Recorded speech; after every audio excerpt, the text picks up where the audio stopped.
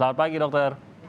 Selamat pagi Mas Timothy, selamat pagi juga para hadirin, para penonton seluruh Indonesia.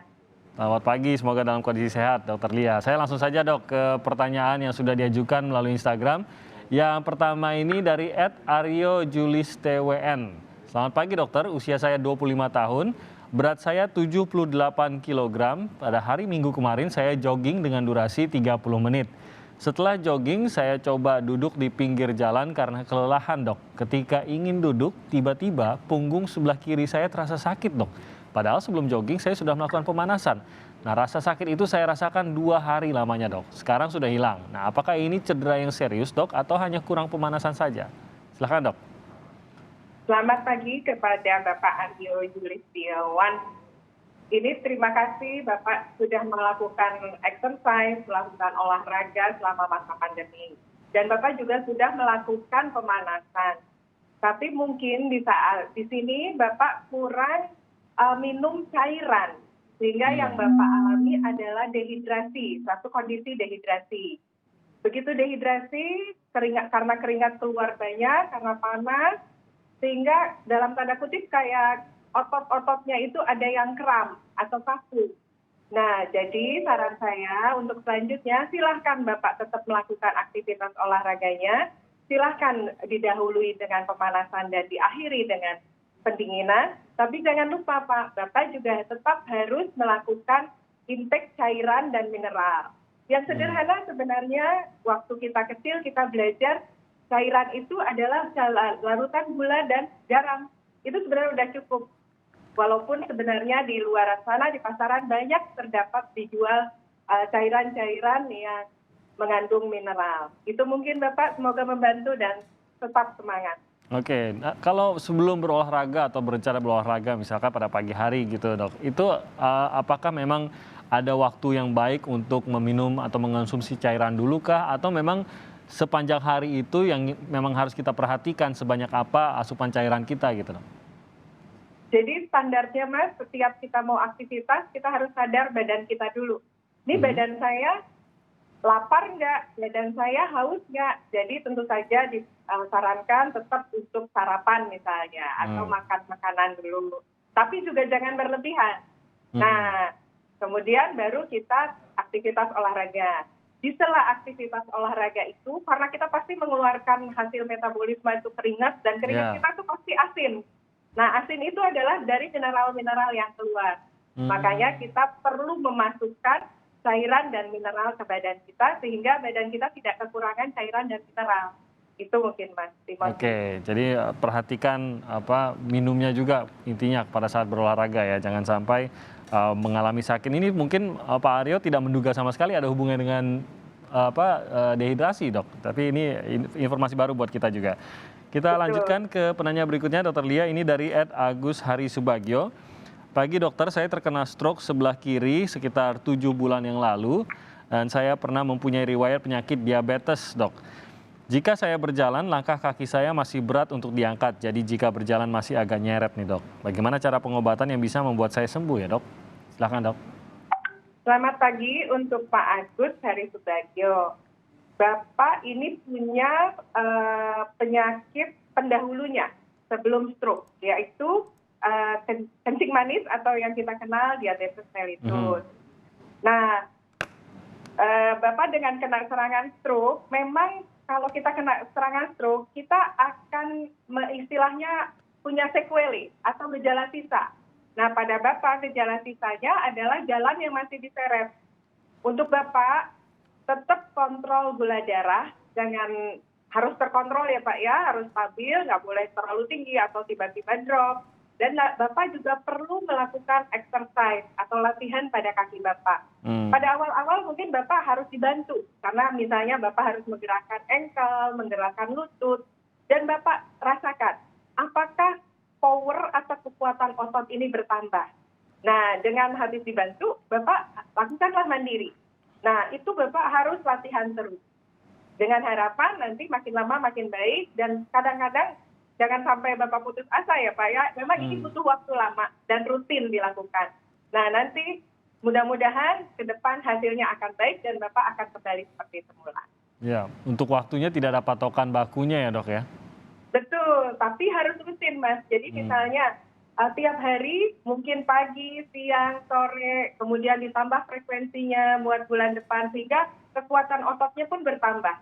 Dengan kekuatan otot bertambah, aktivitas pun akan kembali seperti waktu dulu lagi. Oke, semangat untuk Pak Agus dalam menjalani ini mungkin terapinya juga yang harus dijalani. Jadi akan mencapai ke sana tapi memang harus ada latihan yang dilakukan tanpa putus dan ya itu harus dijaga semangatnya.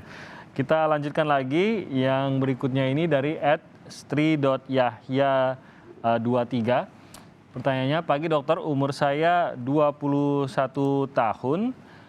Saya sudah 5 hari ini suka sakit di bagian belakang kepala hingga ke leher. Sudah berobat ke dokter, sudah cek kolesterol normal dan minum obat juga sudah.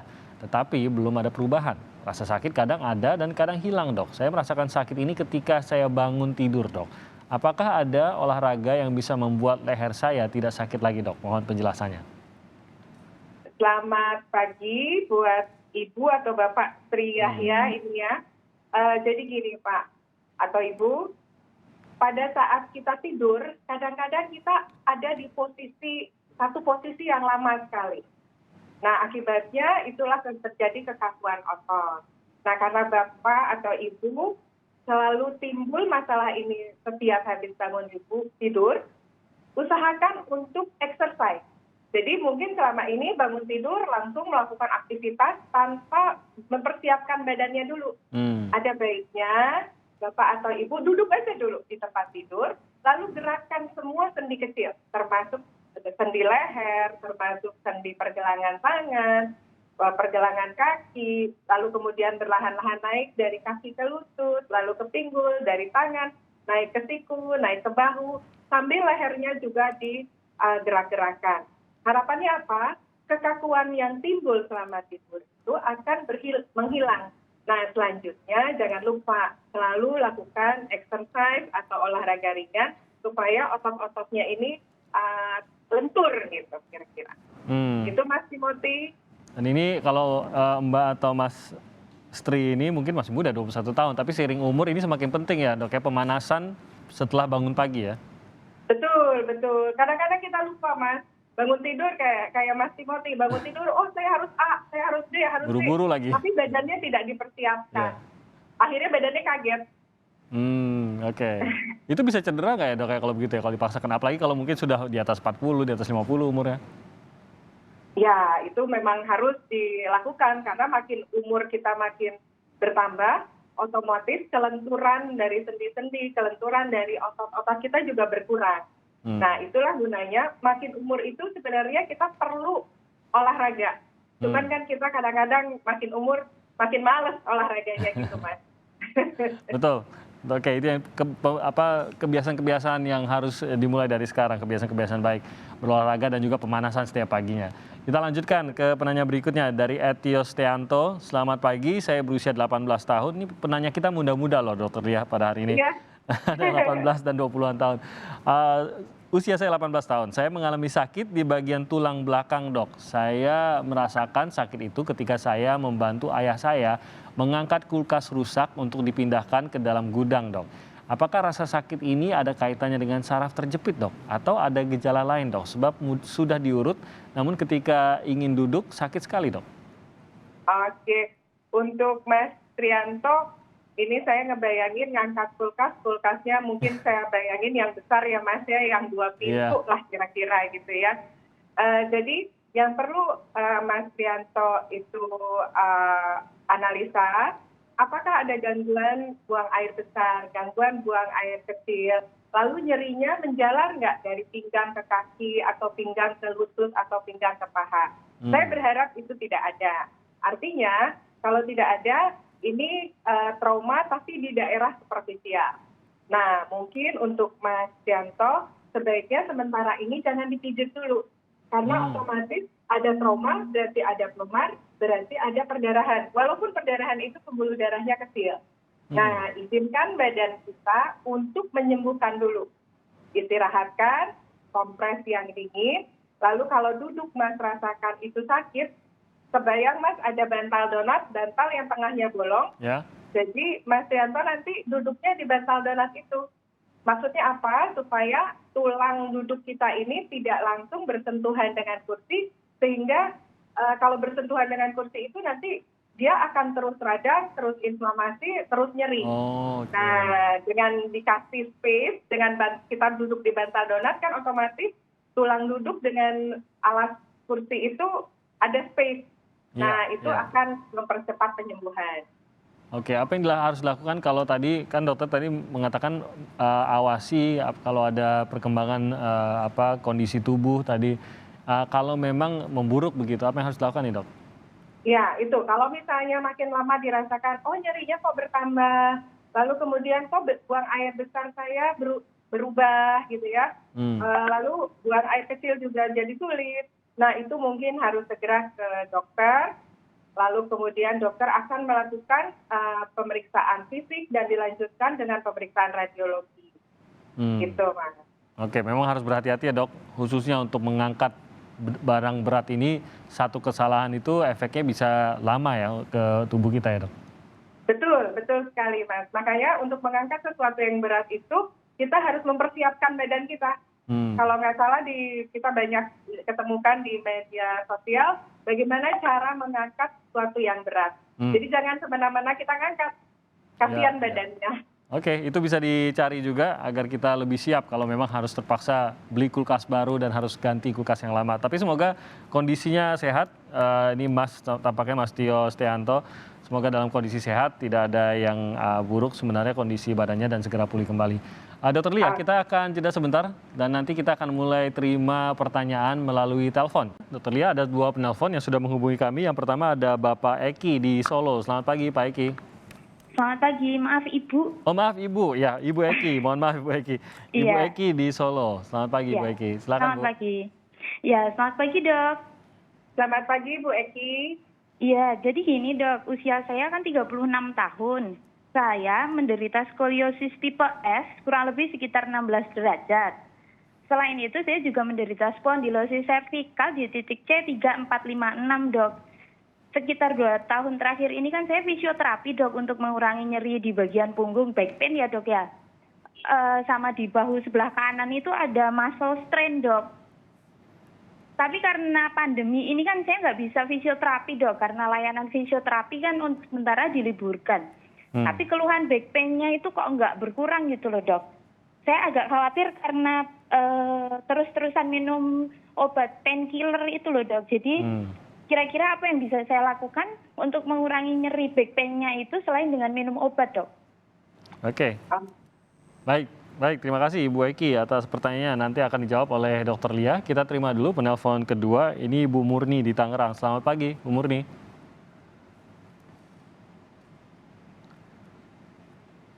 Halo, selamat pagi Ibu Murni.